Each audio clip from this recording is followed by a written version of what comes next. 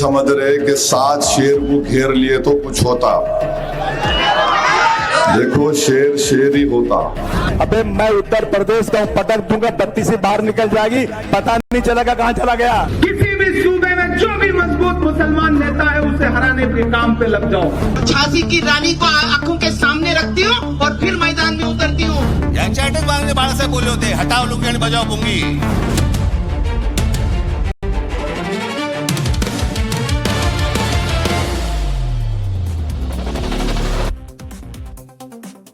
कहने को नगर पालिका का चुनाव है, लेकिन हिंदुस्तान की कई बड़े बड़े राज्यों से अधिक बजट है बीएमसी का। इसीलिए इस कवरेज में खास तौर पे तवज्जो मुंबई के इन महानगर पालिका के चुनावों पर हम डाल रहे हैं। परसों यानी 15 जनवरी को बीएमसी का चुनाव होने वाला है। बीएमसी यानी बृहन मुंबई म्युनिसिपैलिटी कॉर्पोरेशन। यह है लोकल बॉडी चुनाव, जैसा कि मैंने आपको बताया, लेकिन इसकी धमक कई राज्यों के विधानसभा चुनावों से बहुत ज्यादा है, प्रभाव में भी है और पैसे में भी।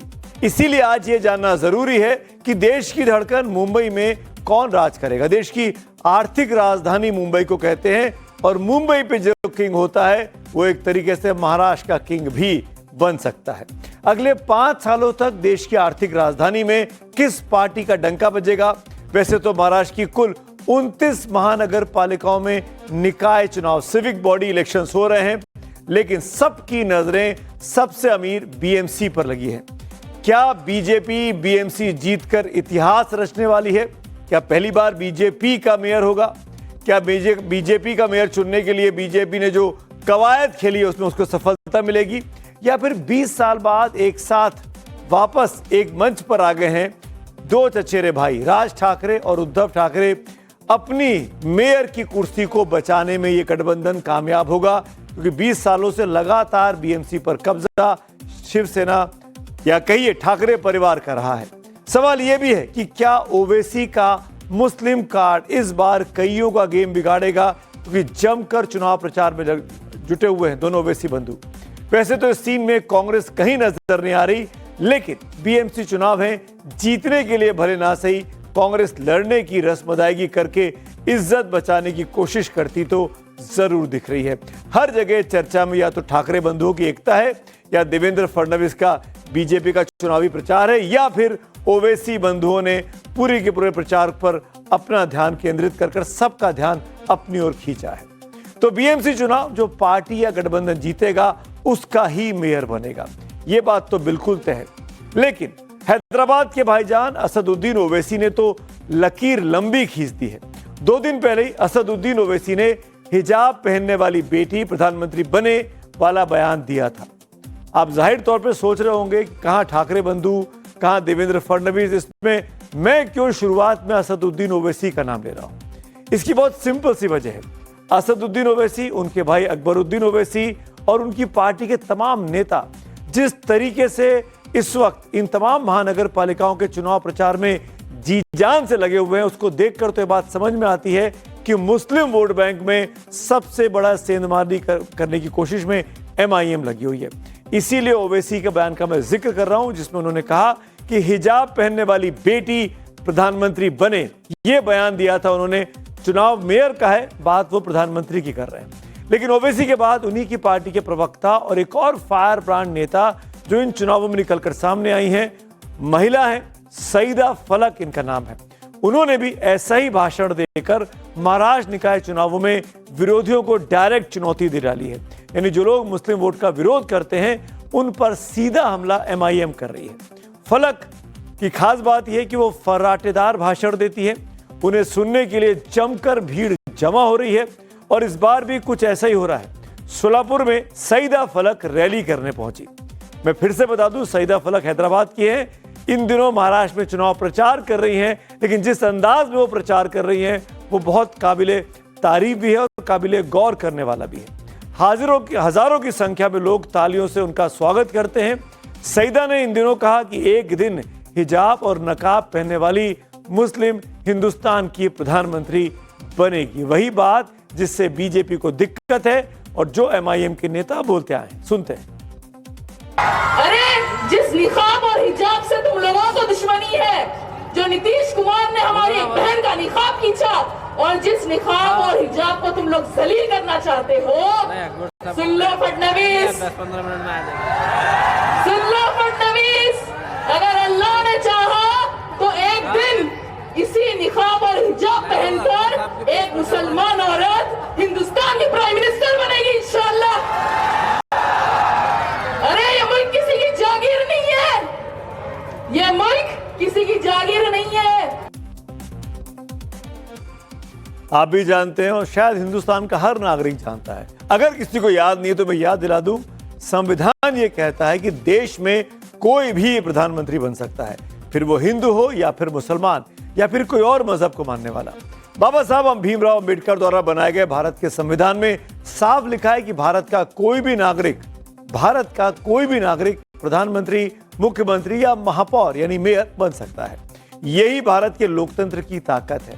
ये ओवैसी साहब भी जानते हैं, लंदन से बैरिस्टर की पढ़ाई करके आए हैं। लेकिन जब सवाल मुस्लिम वोट का हो तो ओवैसी जैसे मंजे हुए नेता भी हिजाब और बुर्के को पीएम पद से सीधे जोड़ देते हैं, जबकि सवाल बुर्के और हिजाब का नहीं, बहुमत का है। लेकिन ओवैसी जानते हैं कि जब बुर्के और हिजाब पर बोलेंगे तो सियासी पारा चढ़ेगा और उनकी तरफ सबका ध्यान जाएगा। इस बार भी ऐसा ही हुआ।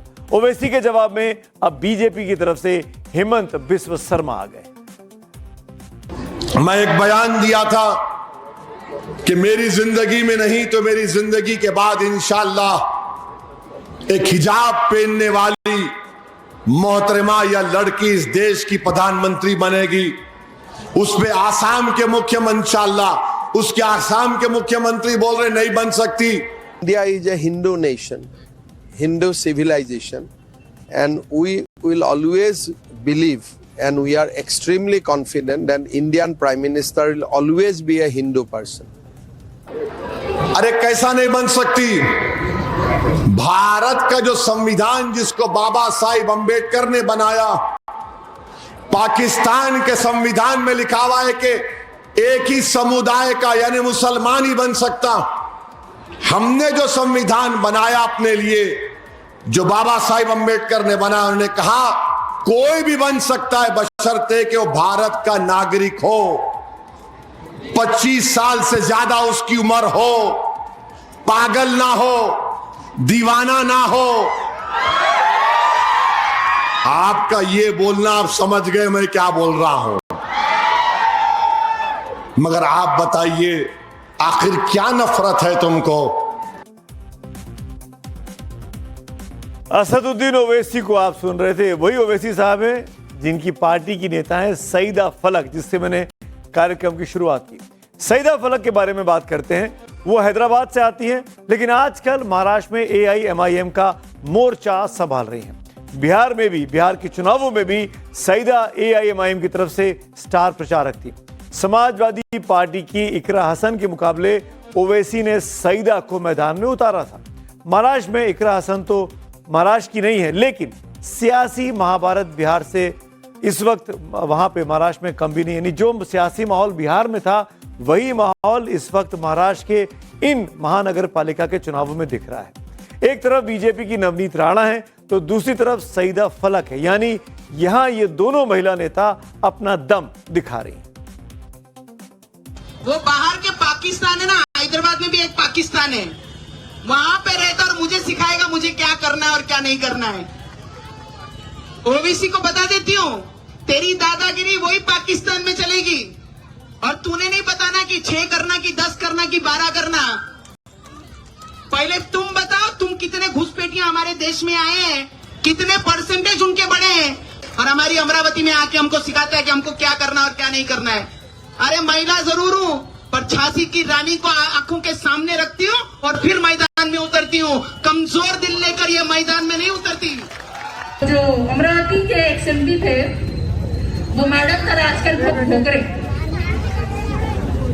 तो मैडम, आप झांसी की रानी जो है सिर्फ फिल्मों में ही बन सकते, हकीकत में नहीं। जैसा स्मृति ईरानी जो है इलेक्शन हारने के बाद फिर से कि उनकी सास भी कभी बहू भी चालू कर दी है, तो आप भी जो है ना फिर से वापस एक्टिंग चालू कर दो। आप सियासत में सिर्फ अंडे की जर्दी है, हमारा मुकाबला आप नहीं कर सकते। सईदा फलक को लोग लेडी ओवैसी के नाम से भी बुलाते हैं क्योंकि उनके भाषण देने का अंदाज बिल्कुल ओवैसी से मिलता जुलता है। अभी तक आपने सईदा को हिजाब में देखा होगा, लेकिन सच ये है कि हिजाब पहनकर भाषण देने वाली सईदा कराटे की चैंपियन रही हैं, वो भी अंतर्राष्ट्रीय स्तर की। 20 से ज्यादा नेशनल और 22 से ज्यादा इंटरनेशनल चैंपियनशिप वो जीत चुकी हैं। फलक तेलंगाना की पहली महिला है जो विश्व और एशियाई कराटे चैंपियनशिप के लिए क्वालिफाई की थी। कॉमनवेल्थ कराटे चैंपियनशिप में सईदा भारत की नुमाइंदगी भी कर चुकी हैं। लोग उन्हें फलक द फाइटर और गोल्डन गर्ल ऑफ हैदराबाद के नाम से भी पुकारते हैं। पेशे से फलक अब एक एडवोकेट है, कराटे एकेडमी भी चलाती हैं जहां महिलाओं को सेल्फ डिफेंस सिखाया जाता है। 2020 में सईदा ने AIMIM ज्वाइन की थी। अक्सर उन्हें असदुद्दीन ओवैसी के साथ कई रैलियों में देखा गया है। फलक महिलाओं के अधिकार, हिजाब, संवैधानिक अधिकार और कम्युनिटी इश्यूज पर जमकर बोलती आई हैं और इन दिनों महाराष्ट्र में महानगर पालिका के चुनाव में पार्टी का प्रचार कर रही हैं और उनके कई तकरीरें, उनके कई भाषण, कई क्लिप्स बहुत ज्यादा वायरल भी हैं। ओवैसी की पार्टी की बात चल रही है तो ओवैसी ब्रदर्स हर हाल में महाराष्ट्र के निकाय चुनाव में अपनी पतंग को आसमान में उड़ाना चाहते हैं। पतंग उनका चुनाव चिन्ह है, फिर इसके लिए चाहे उनको कुछ भी करना पड़े। छोटे ओवैसी ने तो 15 मिनट वाले मास्टर स्ट्रोक को 15 तारीख से जोड़ दिया है। 15 तारीख को वोट डाले जाएंगे और 15 मिनट वाले बयान पर तो अकबरुद्दीन ओवैसी जेल तक जा चुके हैं, लेकिन वोट है तो सब कुछ करना पड़ता है। इनका निशान आसमान में 15 तारीख 15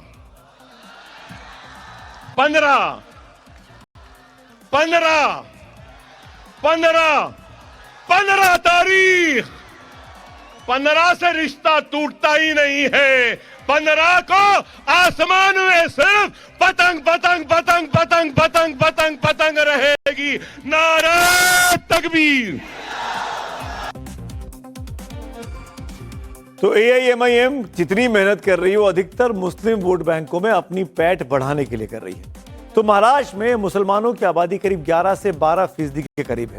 29 महानगर पालिकाओं में सबसे ज्यादा मुस्लिमों की आबादी नासिक जिले के मालेगांव में है।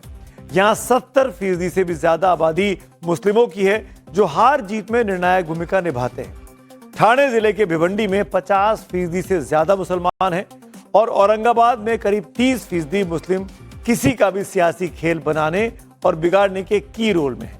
यही वजह है कि हैदराबाद के ओवैसी भाईजान और उनके छोटे भाई अकबरुद्दीन यहां पर दहाड़ लगाते रहते हैं।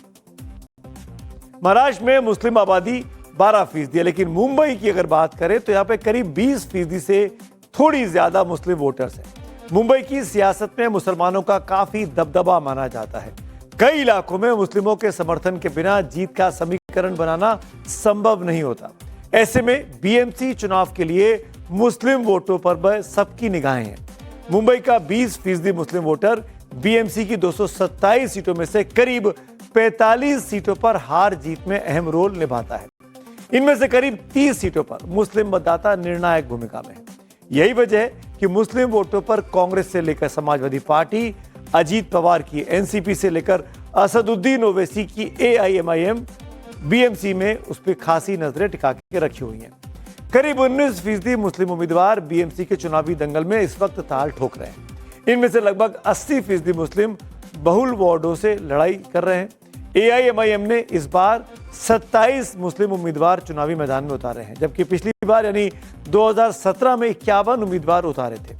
समाजवादी पार्टी ने 46 उम्मीदवार उतारे, जबकि 2017 में 48 उम्मीदवारों को टिकट दिया गया था। एकनाथ शिंदे, जो कि अब असली शिवसेना है, उसने 12 मुस्लिम उम्मीदवार चुनाव लड़ाए हैं। मुस्लिम उम्मीदवारों को टिकट देने में शिवसेना UBT यानी उद्धव ठाकरे की जो है वो भी पीछे नहीं है। उसने भी 10 मुस्लिम उम्मीदवारों को टिकट दिया है।